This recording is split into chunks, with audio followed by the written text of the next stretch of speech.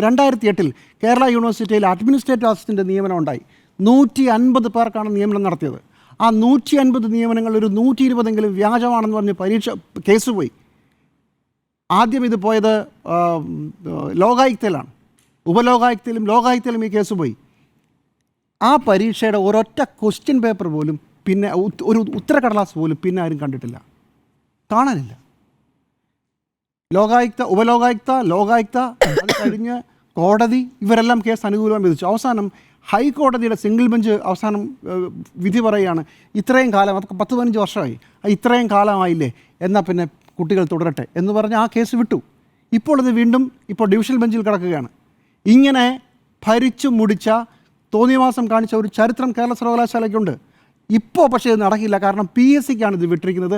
PSC ആണ് കേരള യൂണിവേഴ്സിറ്റിയിലെ administrative അസിസ്റ്റന്റുമാരുടെ നിയമനം നടത്തുന്നത്. UDF സർക്കാരാണ് ചെയ്തതെന്ന് എൻ്റെ ഓർമ്മ.